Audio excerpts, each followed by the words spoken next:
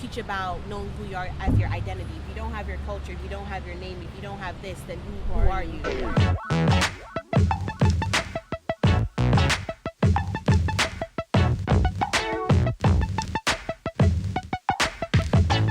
So today we're going to talk about losing your power and finding your power and kind of rebirth.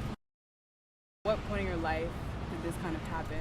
I knew that I had confidence in somewhat way, but I doubted myself. Self-doubt would come. I've seen that pattern within my life. Yeah. It's like that self-doubt, what? Am I really tripping out? It's just whether it was with friendships, whether it was with guys, family members, I would see Shekinah, you're smart, you need to trust yourself. Intuition. Right, trust your intuition. Yeah. That gut feeling that I have all the time, I always used to ignore it. Yeah. And then later on I figure out wow, I should have listened to myself. And I feel like I still have that issue sometimes right now. So at what point did you kind of stop and realize wait, I this is not going right, I'm not aligned with what I'm doing, me having this doubt is not natural?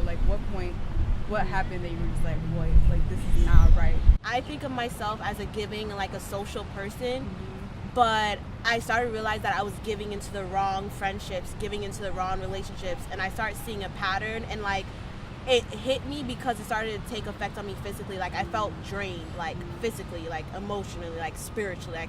I was battling depression, suicidal thoughts. I felt like I was going crazy, and all I knew is that I need to go back home. I can't be here in Orlando anymore.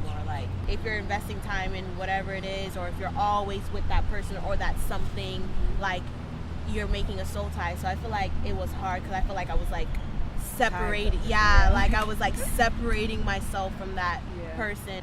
I started to meditate more. I started to spend so much time by myself, legit. What do you think was the root of that self-doubt? Honoring yourself. That's what I was missing, about knowing who you are as your identity. If you don't have your culture, if you don't have your name, if you don't have this, then who are you? Right. So I was dang, And so what advice would you give to a younger you or somebody else that you said that that's going through depression or insomnia? What advice would you give to them? You're not going to be like this for the rest of your life. Definitely you're not going to be this for the rest of your life. And it's a process that you're going through, and just like how I said, you're just building up your testimony. A story is not good without a testimony. People want to know, okay, what you've been through. People want to know the tea. Right. I do believe that we do have power in our mouth. We can create an atmosphere. We can create things into existence. Right. And I would definitely tell them the same thing that my mentor told me. Play worship music while you're going to sleep. Pray before you go to sleep. And I would tell them those things. I would tell them to be consistent in it, because it's not going to be easy.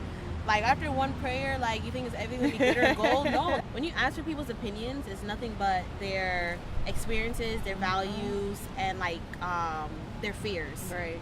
All combined to their opinion. So I'm trying to stop doing that, because even that will create self-doubt in me. You guys take stuff like that with a grain of salt. Because like you said, it is their experience, their fears, and if they don't feel like they can do something, that they're going to project that onto you. So you have to be careful with that. I thought that was a good way to end it. Thank you. You're welcome. I'm gonna hug.